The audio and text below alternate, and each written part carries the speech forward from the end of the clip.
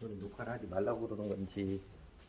응, 제가 제가 이거 아까 이걸 안 눌렀어요. 아. 온 가르쳐 주셔서 감사합니다.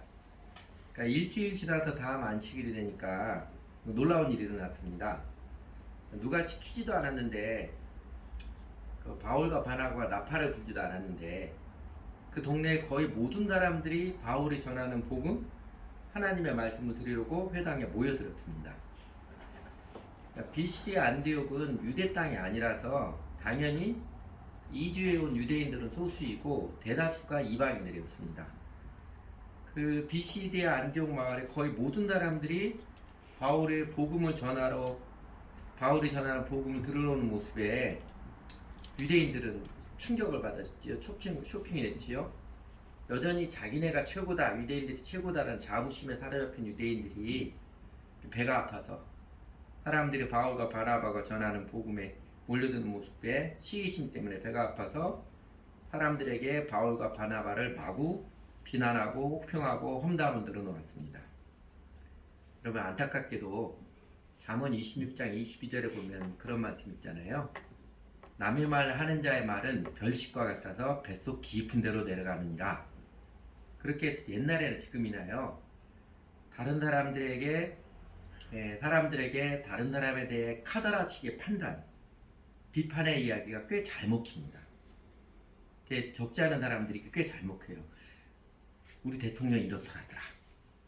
우리 목사님 이렇다더라. 우리 회사 사장 이렇다더라. 이 이야기가 꽤 잘 먹힙니다. 사실인지 아닌지 신중하게 확인하고 분별하는 사람들이 별로 없어요.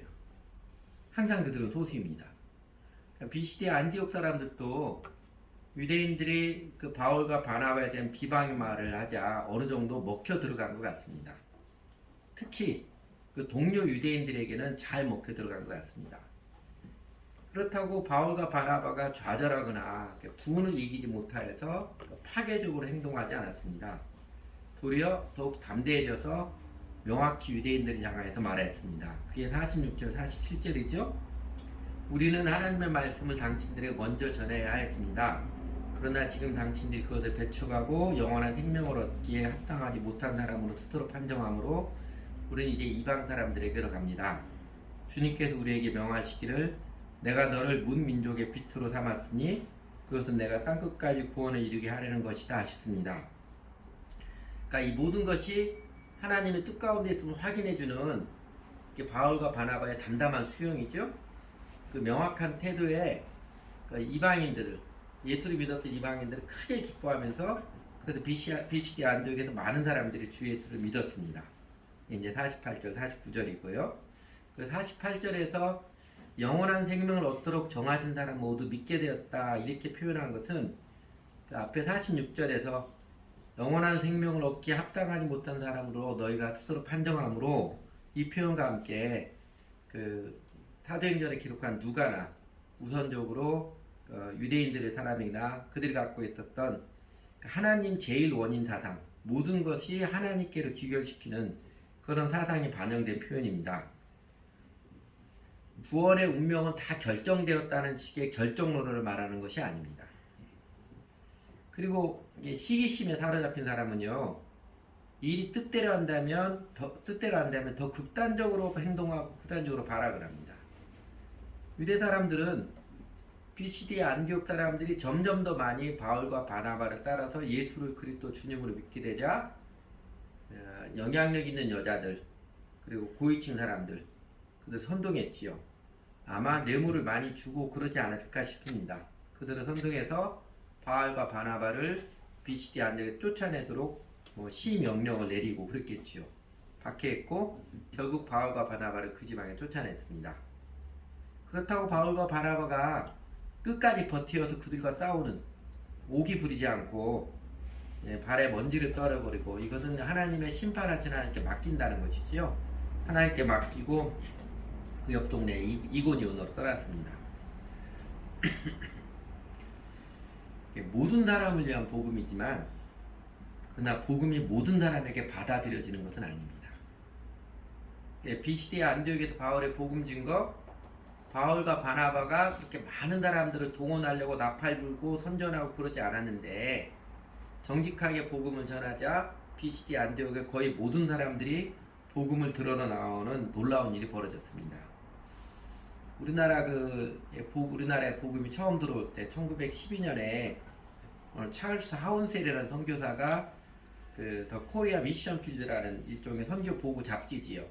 거의 1912년에 더 코리아 미션 필드라는 그 선교 보고 잡지에 기고한 글이 있습니다. 세계에 주는 대한국의 메시지. 대한제국 줄여서 대한국이죠. 대한국의 메시지 보면 이런 내용이 나옵니다. 어떤 나라의 메시지는 육군이나 해군에 의한 전쟁에서 찬란한 승리라든지 어떤 상업적인 대단한 성과인데 대한국에서의 메시지는 하나님을 믿음에서 온 영적 승리에 기인한 것이다. 지난 하반세기에 기술된 근대 역사에 있어서 복음에 대한 대한국의 반응과 그 결과 하나님 나라의 전파보다 장쾌한 메시지는 없다. 캠벨 화이트 선교사는 비록 인도에서 수년간 선교사역을 했지만 평신도 선교운동인 시카고 총회에서 한 위대한 멘트에서 이 세대의 전세계 복음화는 대한국 복음의 승리에서 영감을 받아야 한다고 했고 만약 이 세상 모든 교회가 대한국 기독교인들의 정신과 그들의 전도 방법을 따른다면 이 세상의 모든 남자나 여자나 아이들까지도 수년 내 구세주에 대해 들을 수 있을 것이다. 그렇게 보고를 했습니다. 이런 보고들을 많이 했어요. 조선 땅은 복음이 활짝 꽃피어나는 땅입니다.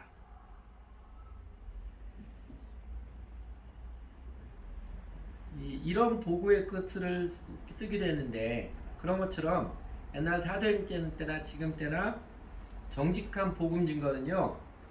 이 BCD 안독에서처럼 대한국의 초기 선교에서처럼 깜짝 놀랄 일을 일으키곤 합니다. 정직한 복음 증거에는 하나님의 권능이 함께하기 때문에 그렇습니다. 그러나 이제 우리나라 사람들이 호사다마라고 하듯이 좋은 일이 항상 마가 많이 낀다고 하듯이 복음이 폭발적으로 증거되는 현장에는요. 이를 두려워하고 시기하는 악한 영의 세력들 어떤 사람들의 회방도 크게 일어납니다. 이처럼 BCD 안디옥에서의 바울의 복음 증거는요. 뚜렷이 대조되는 두 극단의 반응을 불러일으켰습니다. 이방인들은 예수 그리스도를 주님으로 받아들이고 대환영한 반면 유대인들은 복음의 해방제로 부각되는 그 대조가 뚜렷했습니다. 어쨌든 바울이 전한 정직한 복음은 그 사회에 혁명적 센세이션을 일으켰습니다. BCD 안디옥에서 나타난 복음의 능력과 함께 뚜렷이 대조된 이 반응들은요. 어떤 의미가 있냐면 예루살렘에서 시작한 성령님의 역사, 그 복음의 대행진이 이방인들을 향하게 하는 이제 시작이 되는 것입니다.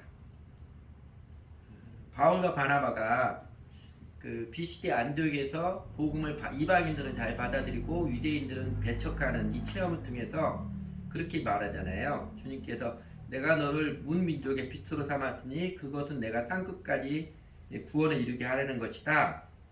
그 주님께서 해주신 말씀 이제 절실히 깨달았고 정말로 그렇게 되는구나 깨달았고 유대인들을 향해서 그래서 우리는 이제 이방 사람들에게 삽니다. 이렇게 말하고 실제로 그렇게 행했습니다. 그러니까 BCD 안디옥에서 양면적 체험을 통해서 하나님의 인도하심을 확인하고 사역의 방향을 잡았던 것입니다. 그리고 이 시작은요 중요한 것은 우리가 지난주일에 보았듯이 바울의 복음 증거 예수는 그리스도 메시아입니다. 이 복음을 명확하고 정직하게 전했기 때문입니다. 복음은 모든 사람들이 받아들이지 않지만 이렇게 소리 없이 사람들을 변화시키고 작업게 구하는 중에 사회의 영적인 혁명을 일으킵니다. 그래서 오늘 제목을 복음은 소리 없이 강합니다. 이렇게 잡은 것입니다. 그래서 오늘은 우리나라 교회, 현대 교회의 역사에 대해서 잠깐 말씀을 드리려고 그러는데 우리나라 교회 역사에서도 소리 없이 가는 복음의 역사는 뚜렷했습니다.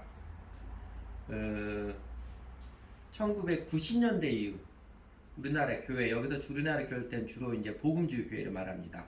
어떤 사람들 보수적, 진보적이라 할 때 우리나라 교회 대부분 80%는 보수적인 교회, 복음주의 교회거든요.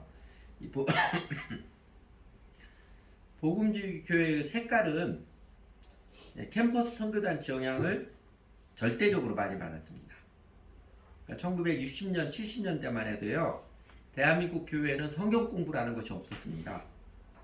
무조건 목사님 설교, 이게 전부였습니다. 그리고 예수 잘 믿는 것은 교회 몸에 빠짐없이 꼬박꼬박 잘 나오는 것, 이게 전부였어요.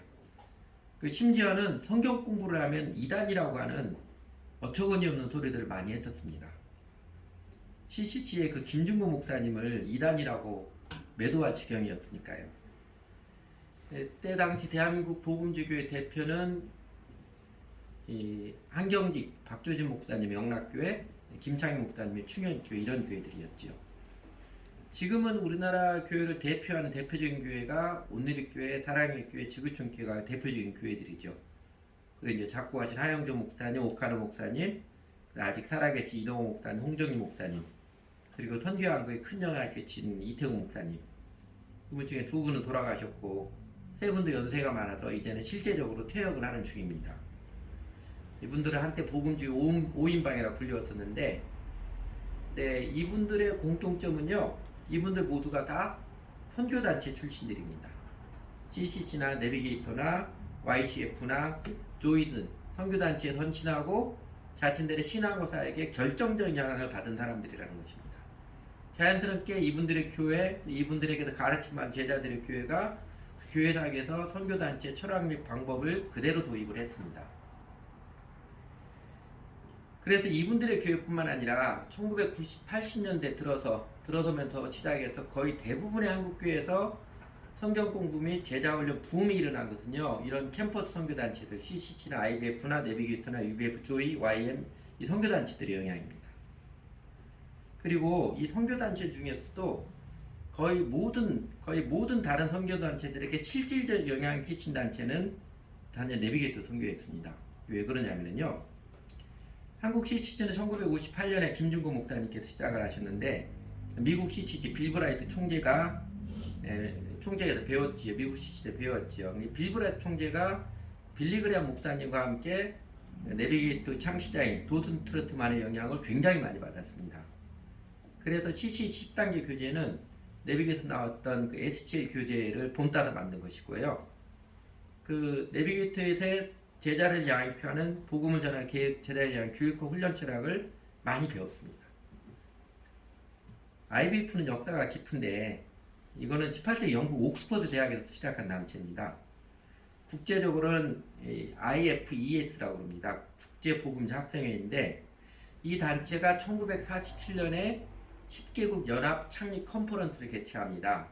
이 컨퍼런스에서 도슨 트로트만의 제자훈련 철학 및 방법을 도입을 해가지고 슬로건을 내걸어요. 슬로건이 복음전도 제자도 세계선교란 이 모토로 확정을 했습니다. 이 복음전도 제자도 세계선교는요, 단어만 조금씩 바꿨지, 앞서 제가 했던 우리 한국에서 크게 영향을 끼쳤던 선교단체들 IBF, 내비게이터, UBF, 조이, YM, 거의 모든 선교단체들의 공통적인 모토였습니다. 저랑 주축이 되었던 교회 시작에 주축member 서울침례 대학부도 구령 제자행 선교, 똑같은 이런 모토를 표현했으니까요. 조이선교회는 1958년에 신상권, 이미자, 김응수 이 세 사람이 조이 홀리클럽 해가지고 공식적으로 영어 성경 공부 출발했습니다. 한국에서 자생적으로 발생한 단체입니다. 근데 조이선교회를 정작 탄탄하게 키우고 첫 전임 사역자였고 첫 공식 대표가 된 사람이 GMTC 만든 이태웅 목사님이십니다. 이분이 조이선교회를 튼튼하고 크게 세웠지요. 근데 원래 처음 시작한 신상권, 이미자, 김ing수, 이 이미자 씨는 김금ung수하고 부부인데, 여자분인데, 나중에 미국 일리노이주 대학 부총장까지 했습니다. 김ing수는 이제 목사님 됐고요. 근데 이 세 사람이요, 고등학생 때, 이 세 사람이 고등학교 때 주한미군의 그 장교로 근무하던 리처드 포스터라는 미국인 장교와 함께 영어 성경 공부 시작했어요. 조이 클럽 해가지고 영어 성경 공부 시작했다가 이 사람들이 나중에 대학생이다 우리가 조이 홀리 클럽 만들자 해가지고 시작을 한 겁니다. 이 리처드 포스터가 내비게이터 출신입니다. 그리고 내비게이터와 함께 강성 제자훈련 대표적인 단체였던 UBF인데, 제자훈련하면 내비게이터 UBF 두 단체였는데, UBF는 1961년 이창호 선생님이라고 합니다. 나중에 사무엘이라고 했는데 이 양반이 원래 전라북도 전주에 있는 전북대 바로 앞에 전북대가 덕진동에 있거든요. 그 덕진교회 전도사에다가 성경 공부 시킨다고 목사님 쫓아내버렸어요. 이상한 거 가르친다고 쫓아냈는데 그래서 전남대 가서 그때 이제 캐나다 선교사 베사라 선교사라고 그러죠. 그 사람들과 도움을 받아가지고 UBF를 시작을 했습니다.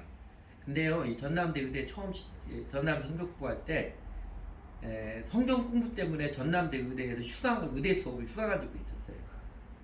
그 의대 수업에 참석하는 대부분 학생들이 성경 공부하자 가지고 교수도 그럼 휴강하자 해서 의대 수업을 휴강하고 성경 공부하는 그런 이상한 일이 있었습니다.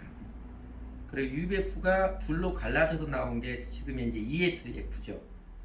ESF라고 이승장 목사님, 김세윤 박사를 배출한 이제 선교단체고요.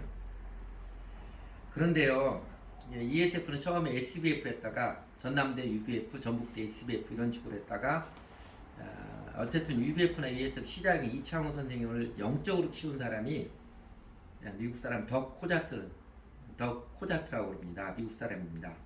그 사람 한국전쟁 직후에 지금도 있는 월드비전 선교회 있잖아요. 구제사역하는. 근데 그때는 월드비전이 구제사역만 한 게 아닙니다. 복음 전환 선교사역도 했습니다. 그 직원이었고 이 덕 코자트가 내비게이터 제자였습니다. 그리고 그 덕 코자트가 이창호 청년에게 내비게이터 책자 번역을 맡겼어요. 번역을 하고 그러면서 이창호 청년은 내비게이터 양육 철학 및 방법을 배웠습니다. 그거를 자신이 UBF 시작하면서 이제 한국 실제 맞게 약간 변형을 해서 한 거죠. 정작 우리나라 내비게이터 선교회가 공식적으로 출범한 것은 1966년입니다. 딕 욕이라는 선교사가 들어와서 당시에 이제 브레더런 교회라고 했죠. 형제교회 다니는 유광식 청년하고 유광식 청년을 양육을 했고 유광식 청년이 하진슨 청년 후배를 데리고 와서 같이 양육을 했습니다. 그래서 한국 내비게이터 초대 회장이 유광식 선생님이었습니다. 근데 유광식 선생은 한국 내비게이터를 그냥 교회를 돕는 선교단체에 머물지 않고 형제교회처럼 만들고자 했는데 이거를 국제 내비게이터 인정하지 않았습니다. 그래서 국제 내비게이터 대표를 하진 선생으로 바꾸었고 유관식 선생으로 나와가지고 제자선교회하고 서울교회를 만들었습니다. 한국 내비게이터를 많이 키운 사람이 하진 선생이죠. 오래도록 대표하면서. 그리고 유관식 선생은 제가 작년부터 서울대 가니까 서울대 캠퍼스 제일 큰 선교단체가 LDI라는 선교단체더라고요. 제일 커야 30명 정도밖에 안 됩니다. 인도네시아 선교사에다가 총신대 교수였던 인경철 선교사님이 시작을 했는데 그 인경철 선교사님이 유광식 선생님의 제자입니다. 그러니까 똑같아요. 근본 내용은 똑같아요. 이렇게 지금의 한국교회는요, 요 캠퍼스 선교단체 영향을 받아서 질적으로 양적으로 성장을 했고, 그리고 사실 캠퍼스 선교단체는 무슨 그 선교단체 직접 관여된 사람들은 뭐 인정 안 하기도 하겠지만 거의 모두가 직감적으로 내비게이터 사람들의 영향을 받아서 교육과 훈련 철학 및 방법을 도입을 했습니다. 그리고 이제 내용 면에서 하여튼 내비게이터 선교회와 선교단체들이 이전 한국교회에 크게 기여한 것은요, 복음을 체계 있게 정리해서 가르쳐 준 거다고 1대1이든 소그룹이든 교육과 훈련, 영적 양육의 중요성을 가르쳐 준 것입니다. 그전에는 한국교회 그게 없었어요. 예수 믿는 건 무조건 교회 다니는 것, 예수 잘 믿는 것은 교회 모임에 빠지지 않고 나오는 것, 이렇게만 생각했었거든요. 그래서 지금은 거의 모든 한국교회가 성경공부와 성경공부 교육과 제자훈련, 소그룹 개인형의 형태는 갖추고 있습니다. 그리고 이 선교단체들이 한때 잘 나갈 때 1980년대 중후반대가 제일 피크 때인데 그때 CCC 여름수련회에 10만 명이 참석을 했습니다. 일주일 안 여름수련회. 그때 당시 대학생들이 100만 학도라고 해서 100만 명도 되거든요. 10분의 1이 10분의 그 CCC 멤버의 여름수련회 참석까지 정도 했어요. 그리고 내비게이터는 형제자매 다 구분해서 만납니다. 지금도 그러는지 모르겠지만 서울대에 있는 내비게이터 형제들만 150명입니다. 근데 서울대에 있는 내비게이터 형제들 제자를 했던 이 사람들은요, 그냥 모임에 나오는 그런 정도가 아니고 추석이고 설날 연휴 때 집에 안 가고 수련회 가는 사람, 그걸로 항상 헌신을 도전했거든요. 우선순위 헌신 그걸로 도전합니다. 그렇게 가는 사람이 150명이 있어요. 그리고 비슷한 때 고대에 있는 UBF는 고대가 제일 강했는데 고대에 있는 UBF 남자 형제들만 300명이었습니다. 한국교회에 막대한 영향을 미친 선교단체들, 이것도 어떤 특출난 인물들이 있어라기보다도 사실 하나님께서 하신 일입니다. 선교단체도 대부분이 1960년 전후에 시작을 했는데 70년대 중반 넘어서까지는 그 존재감이 드러나지 않았습니다. 그리고 각 선교단체들마다 다 100명도 안 됐어요. 10년 넘도록. 그러나 소리 없이 하나님 나라가 작곡기가 하는 얘기 잘하듯이 그 이전보다는 50년대, 60년대 한국배도 훨씬 더 명확하게 복음을 전하고 예수님의 가르침, 지상명령을 새롭게 발견하고 지상명령에 충실해서 복음을 전하고 제자를 삼는 일을 하였을 때 하나님께서 권능으로 역사하셔서 복음이 소리 없이 강한, 소리 없이 영향을 끼치는 그 진면목을 한국교회에서 또 보여준 것입니다. 정직한 복음에는 언제나 하나님의 권능이 함께 있습니다. 그런데 지금은요, 한국교회 위기라고 그러죠. 한국교회 급속도로 세력이 약해지고 있습니다. 그렇게 애지중지하던 양적인 규모 면에서 축소되고 있으니까요. 한국교회 위기, 사실 캠퍼스 선교단체들에서부터 나타났습니다. 2000년대 들어와서는 전도가 안 되어서 캠퍼스 선교단체에 참여하는 인원이 급속도로 줄어들었습니다. 그래서 지금도 선교단체도 모임가 하면 다 40대, 50대 사람들이 주축이에요. 핵심 멤버들, 재학생들, 각 선교단체들마다 재학생들은 10명이 넘는 데가 많지 않아요. 한때는 캠퍼스에서 크리스천 비율이 30%가 넘기도 했었는데 지금은 3%도 되지 않습니다. 작년 초에 그 학원 보그마 협의라는 데가 있습니다. 학보급에서 한 대학에서 샘플로 설문조사를 했습니다. 1000명으로 설문조사를 했을 때 그 중에 교회 다닌다는 학생이 15%였어요. 그 15% 중에 자신이 액티브 크리스천이다, 그러니까 활동하는 크리스천이다, 큐트도 하고 전도도 하려고 한다는 크리스천 학생이 그 15% 중에 8.7%였어요. 그러니까 전체 대학생들 대상으로는 액티브 크리스천을 고백하는 비율이 0.15 곱하기 0.087 하면은요 0.013, 1.3%에 불과합니다. 지금 현재 대학생들 중에 100명에 한 명꼴로 자신이 명백하게 나는 거듭난 크리스천, 그래서 날마다 기도하기 힘쓰고 그리고 전도도 하려고 합니다, 이렇게 고백하는 사람이 이걸 1000명 중에 13명밖에 안 됩니다. 그렇게 위축이 됐어요.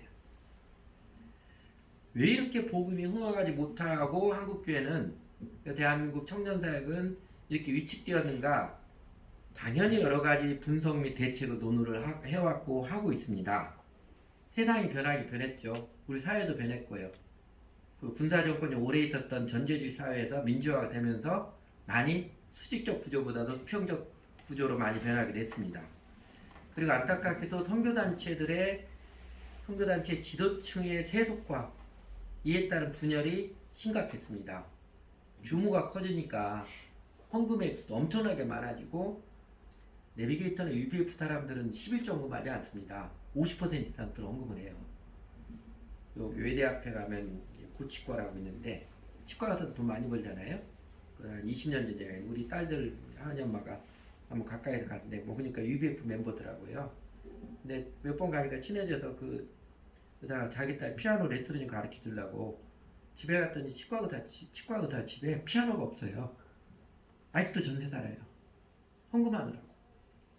그렇게 한 사람들이에요. 이렇게 그래서 재산이 딱 많아지니까 규모가 커지고 재산이 많으니까 헤게모니 싸움이 일어나고 그에 따라서 결국 재산 문제가 일어나고 또 세습 문제 일어나고, 그래서 한국 사회 대표적인 선교단인 CCC, UBF, 내비게이터가 거의 비슷한 시기에 둘로 딱 갈라지고 세 단체 모두가 다 세상법정에 재산권 다툼 법정 싸움까지 했습니다. 그러나 이렇게 표면적으로 드러나는 그런 문제만이 아닐 것입니다. 규모가 커지자 헤게모니 집착, 돈싸움이 일어나는 것은 그들이라고 표현하면 좀 미안한데 그들의 정신, 그들이 믿고 가르쳤던 예수님 믿고 따르는 복음과 제자도의 정신에도 뭔가 부족한 부분이 있기 때문일 것입니다. 하나님 나라는요 저절로 자라고 복음은 소리 없이 강한 것인데 한국 교회가 벽에 막힌 것은 단지 도덕적인 문제, 외부 환경의 변화 그것만이 아니라는 거예요. 한국교회 선교단체들이 이전 50년대, 60년대 그때보다도 확실히 복음에 대한 이해, 지상명령의 발견, 교회 교육 및 훈련의 중요성에 대해서 그때 사람들이 복음을 알았다. 내가 CCC에서 복음을 알았다. 이런 고백도 많이 하거든요. 그렇게 하듯이 더 많이 하고 더 큰 진전이 있었지만 그러나 한국교회 선교단체가 벽에 막힌 것은요. 아마 우리 주 예수님께서 너희가 전하고 가르치는 복음, 제자도에 아직도 부족한 것이 있다. 내 가르침에 정직하게 비춰보아서 교정해야 될 것이 있다. 그것을 알고 교정해라. 이런 분명히 긍정적인 메시지가 있을 것이라고 생각합니다. 그러니까 세상 탓만 할 게 아니라는 것이에요. 지도자 탓만 할 게 아니라는 것입니다. 그러니까 한국교회 선교단체들이 큰 벽에 막히고 어쩌면 침체를 넘어서 몰락의 위기를 느끼는 데에는 분명히 그것 중에서 하나님께 들려줄 메시지, 그것도 긍정적인 메시지가 있을 것이라 믿습니다. 미국에서 건너온 것, 그 너희가 배워서 그걸 사용해서 많은 발전이 있었지만 이제는 너희가 내 가르침에 정직하게 비춰봐서 온전하게 바로잡아야 할 게 있다. 이 메시지가 있다고 여깁니다. 제가 보기에는 크게 세 가지입니다. 제자가 어떤 사람이냐? 이 면에서 그냥 개인 구원, 내세교훈에 치우치지 않고 하나님 나라의 제자로서 총체적인 제자된 이해 측면. 이거는 내비게이터 CCC, 국제 내비게이터 시대에서 아주 논란이 되고 왔던 것입니다. 여전히 과제로 남아있는 것들. 이해 측면하고 그 다음에 예배하고 성경 공부, 교회와 선교단체. 지금도 많은 사람들이 교회는 예배드리는 거, 선교단체는 성경 공부하고 제자훈련하고 이렇게 이해를 하는데 이게 보편적으로 함께 있어야 되는 영성의 균형. 우리 교회도 처음 시작할 때 제가 성경 공부 막 시키고 하니까 이렇게 교회 예배 끝나고 성경 공부 당연히 한다니까 여기가 교회지 무슨 선교단체니까 이렇게 반발하는 사람이 있었어요. 예배만 드리면 되지 무슨 성경 공부합니까? 이렇게 반발하는 사람이 있었습니다. 아직도 그런 사람들 많아요. 그러나 크리스천에게 삶을 배우는 데는 예배와 성경 공부 다 필요합니다. 영성의 균형 측면에서 또 하나고 그리고 또 하나 제일 중요한 것 예수 믿고 구원받는 회심에 대한 측면 이 세 가지가 예수님의 가르침에 정직될 필요가 있다고 봅니다. 그 중에 제일 큰 게 핵심 사상 복음에 대한 이해라고 여깁니다. 오늘은 그것만 말씀드리겠습니다. 우리 교인들에게 이런 거 이야기해 준 게 무슨 의미가 있을까 그런 회의가 좀 들기도 했지만 그러나 여러분들이 우리가 우리 대한민국 민족의 역사도 바로 알아야 바르게 기도하고 바르게 참여하고 삶을 들어가는 것처럼 크리스천으로서 하나님께서 교회를 어떻게 이끌어 가시는가 이끌어 가시는가 거기에 대한 최소한 문제의식을 갖고 그래야 여러분들 훨씬 더 힘이 있을 것입니다. 복음에 의해서 문제가 된 것은요 이전에 그러니까 선교단체도 통해서 한국교회가 전한 그 복음이 그 훨씬 이전보다는 정말 복음이 많이 체계적으로 인간은 태어날 때부터 본질적 죄인입니다. 그리스도의 대속의 사랑 이것을 명확하게 아주 또 분명하게 가르친 것은 굉장한 진보라 볼 수 있는데 그러나 그 복음을 전하는 게 미국 교회 영향도 마찬가지고 그대로 받아서 성장제일주의 사상이 바탕이 되어서 쉬운 복음, 쉬운 믿음으로 전하고 가르친 것입니다. 내비게이터 창시자가 도슨 트로트맨이라는 사람인데 도슨이 예전에 이런 말 했습니다. 그 사람은 1906년에 태어나서 1968년인가 돌아가셨거든요. 이분이 한참 살아갈 때 그런 말을 했어요. 예수님 믿는 것은 20분 30분이면 된다. 그러나 영적으로 양육해서 바로 세우는 것은 그보다 훨씬 많은 기간 10년의 세월이 필요하다. 그런데 왜 양육을 안 하는가? 이분은 양육의 중요성을 역설하고 도전한 것입니다. 그러나 그도 예수님 믿는 것은 브릿지나 사형리로 한 10여 분 전하고 영접 기도하면 되는 것으로 그렇게 믿고 받았던 것입니다.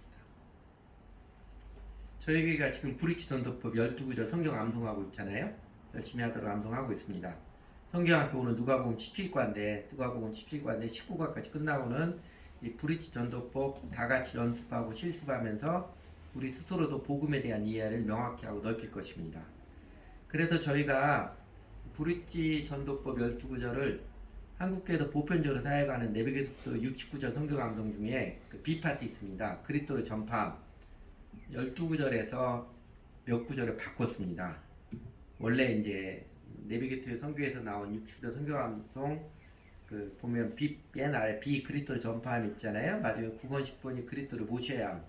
예수를 믿도록 결단했는데 요한복음 1장 12절과 연결해서 3장 20절을 인용을 했습니다. 요거를 저희가 요 두 구절로 바꿨지요. 주 예수를 믿어야 함.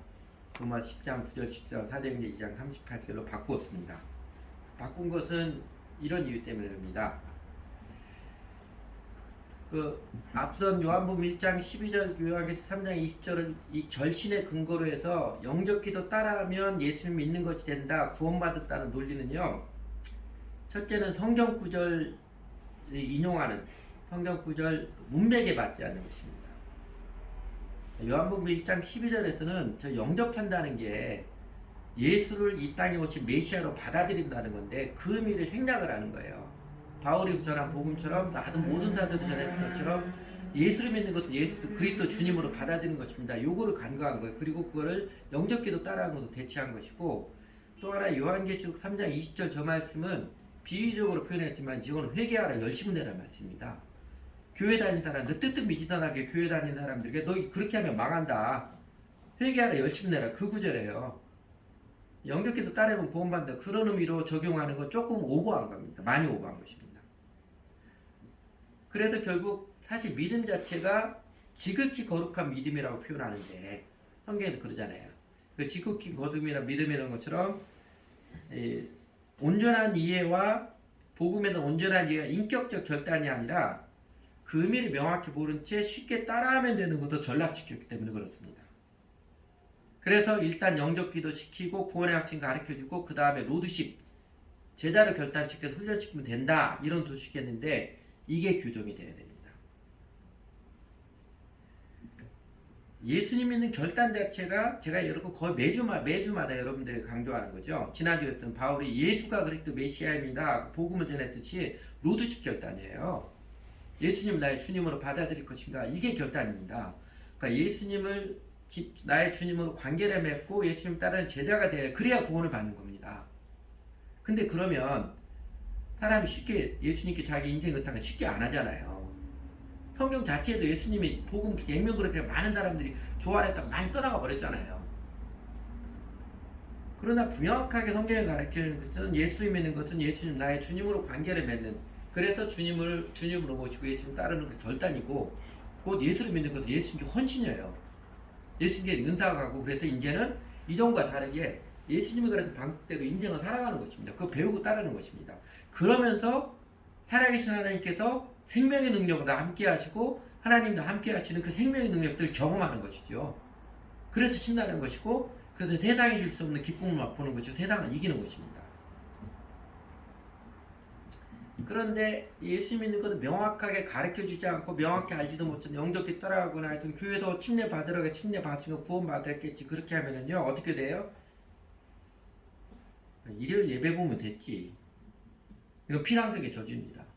내가 그래서 최소한 뭐 일요일 예배 드리면 구원을 받았겠지 잘못 생각하는 거예요. 사실은 그 사람은 구원 못 받는 사람이에요. 그냥 기독교 종교인이죠.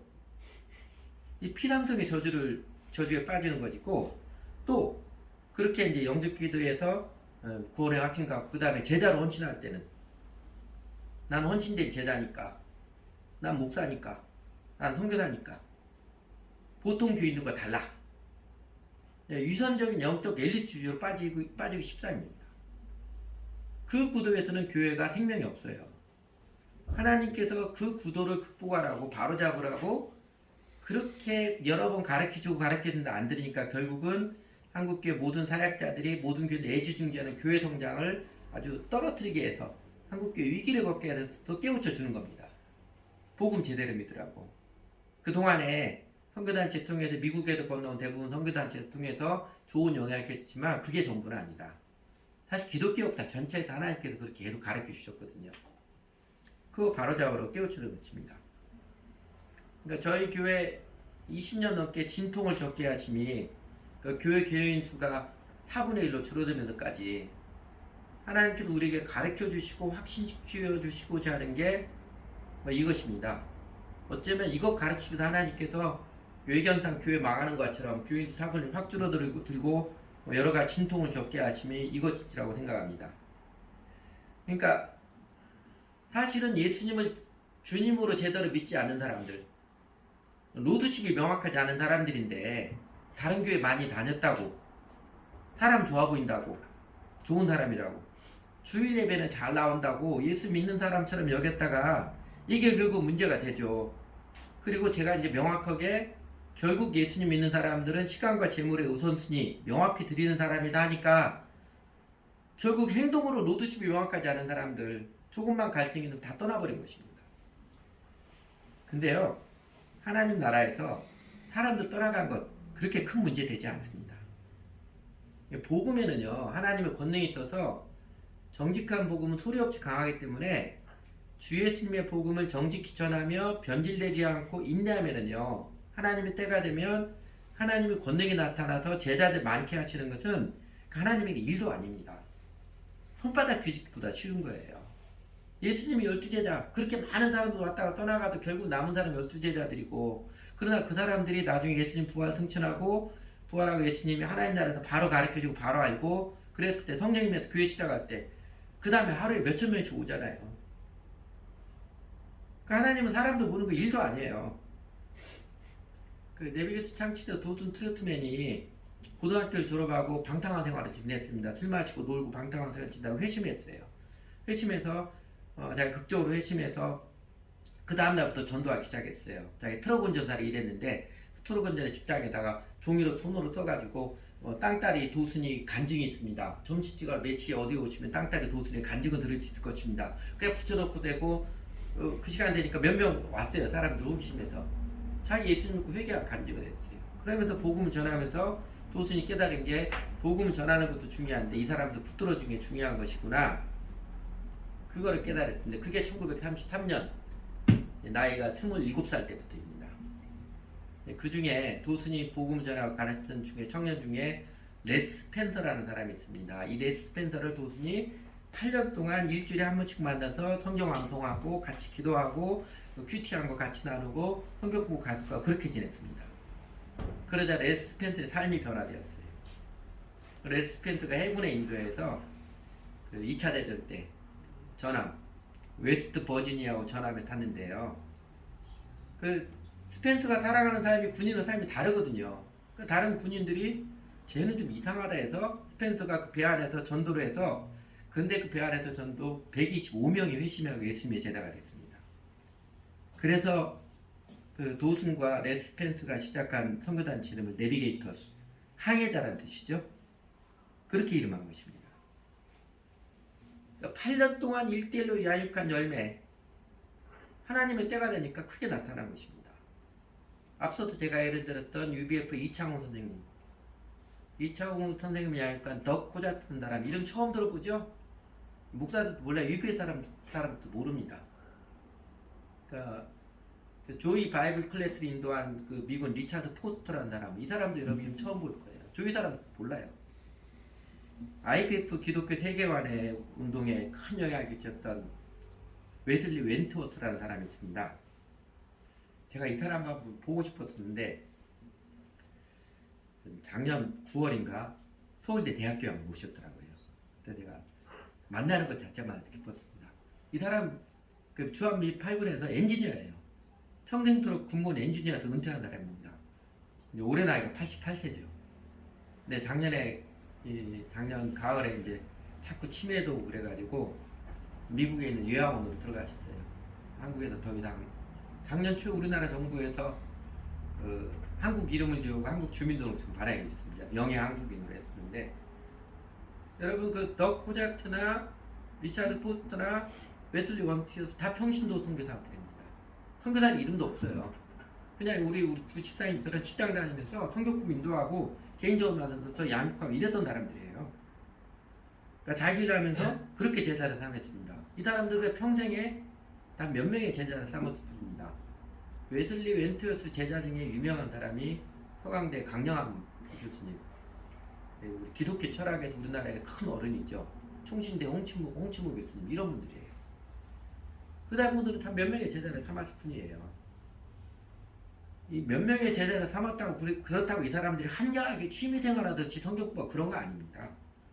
정말로 헌신적으로 살았고 자기 직장인은 사실은 생계를 위한 수단이고 헌신 자신들의 가치를 헌신했던 것은 제자를 키우는 거. 복음 전하 제자를 이거에 헌신했지요. 단지 하나님께서 그들에게 몇 명의 제자만 붙여줬을 뿐입니다. 여러분 왜 그러잖아요. 구약에서 하나님께서 아브라함에게 하늘의 별을 보여주시면서 내가 너를 큰 민족을 위해서 비전을 주시고서는 그 다음에 어떻게 해요? 겨우 100세의 아들 하나 낳게 하는. 아브라함 당대는 아들 하나밖에 없었어요. 그 아들 이삭은 자기 당대에 에서와 야곱 두 사람밖에 없었습니다. 무슨 하늘의 별처럼 빛나게 하고. 그래서 3대 때 야곱 때 12명이 되고 12명 12파 되었죠. 그러니까 교회는요, 교회 사역은 교회들은 숫자 노름이 아닙니다. 그냥 지금 당장 숫자 많다고 이게 좋은 교회가 나쁜 게 그런 거 전혀 아니에요. 그러니까 내 때에 몇 명의 제자, 열매가 몇 명이 나타나든지 온전한 복음을 정직히 전하여서 지상명령에 따라 제자를 세우고 가는 게 이게 교회의 사역이고 교회 사역이고 크리스천의 삶입니다. 그리고 이게 크리스천 인생의 가치이고 의미이고요. 그래서 오늘 보면 사도행전에서도 대한민국 현대 교회에서도 확인하는 영원한 진리가 이것입니다. 정직한 복음 증거에는 하나님의 권능이 함께합니다. 복음은 소리 없이 강합니다. 그러므로 우리 시대의 과제는요, 이제 한국교회 색깔, 성숙과 성장을 결정했던 선교단체의 복음 및 양육 철학에서 부족한 부분을 바로잡아서 제대로 전하고 제대로 가르쳐 지키게 하는 것입니다. 우리 교회에서 여러분 보고 아셨던 것처럼 우리 주 예수님의 복음을 전하는 일, 예수 믿는 것은 바로 예수님을 주님으로 인정하는 것, 페이스 있고 로드십을 전하는 일은요, 확실히 전처럼 사람들이 쉽게 빨리빨리 믿는다고 하지 않습니다. 지금 우리 교회 청년들도 그렇지 않아요. 뭐 제가 이렇게 오늘은 앞지만 기쁨 자매도 제가 보면은 아직도 좀 아쉬운 부분이 좀 많이 있긴 한데, 그래도 이 기쁨 자매가 예수님에도 온전히 마음이 열리고 그러는데 저한테 지금 7년 됐거든요.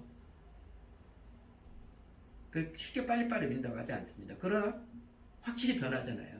그 살아가는 태도가, 그 소양은 지향은 확실히 다릅니다. 그냥 교회 한번 다니면 됐지 절대 이러지 않잖아요. 아직 습관이 안 되어서 기도 제목 내듯이 큐티 날마다 해주게 해주셔야지만 그만 큐티 하기 싫은데 교회 눈치 봐서 간신히 해야 될 그런 마음 아니에요. 정말 날마다 주님과 말씀과 기도를 교제하고 싶어요. 근데 아직 습관이 안 된 것이죠. 그 둘은 천지 차이죠. 그러니까 예수님의 복음을 전할 예수 믿는 것 사실 이런 것입니다. 예수님을 주님으로 오시는 것, 예수님께 당신의 인생을 헌신하는 것입니다. 그래서 예수 위에 살아가는 것입니다. 이렇게 되면 사람들이 쉽게 빨리빨리 믿는다고 하지는 않을 것입니다. 그러나 일은 하나님께 다 하시니까 이게 예수님의 가르침이 맞다면 우리가 정직하게 전하고 가르쳐야 그 가운데 하나님의 권능의 역사가 있는 것입니다.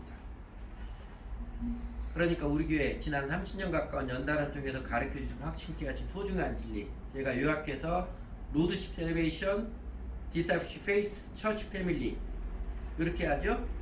구원은 예수님을 주님으로 관계를 맺어야 구원입니다. 그 다음에 교회생활, 기복신앙, 간신히 의무이 아니고 제자도로 배우는 장이 교회생활입니다. 신앙생활입니다.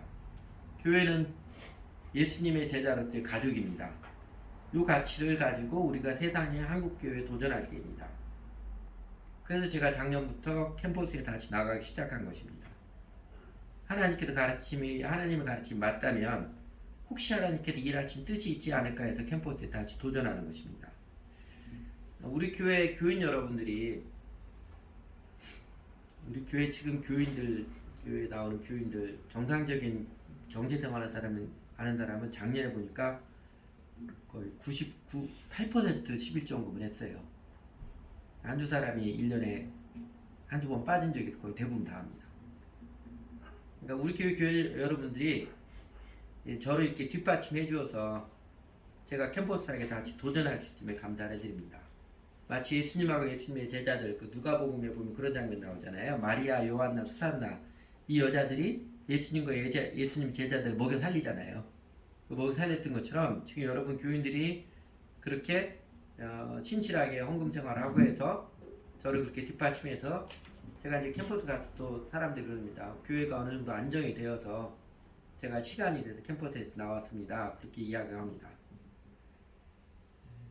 같이 도전할 때 매우 감사를 드리는데, 근데 여러분이 헌금 생활 신실하게 하고 해서 그냥 저를 도와주는 사람 역할만 하는 것 하나님 뜻이 아닐 것입니다. 그러면 여러분 인생도 재미없을 거예요.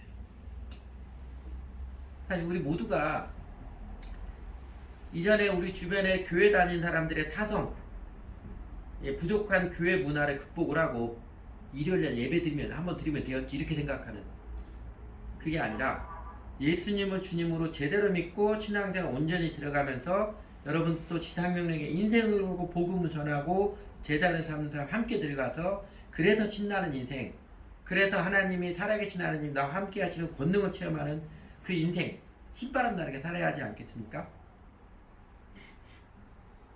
정직한 복음에는 언제나 하나님의 권능이 함께해서 소리없이 강한 하나님의 역사가 나타납니다.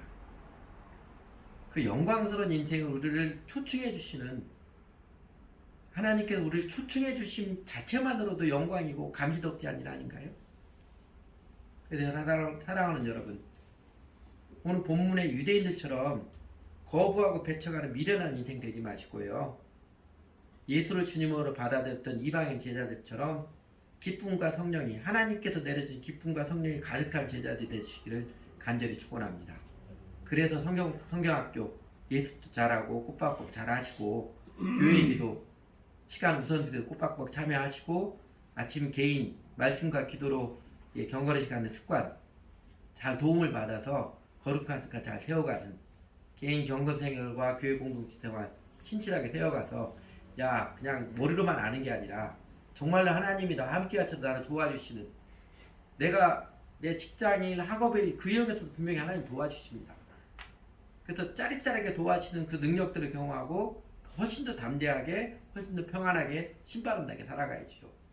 영생을 누리며 살아가야지요. 같이 기도하죠.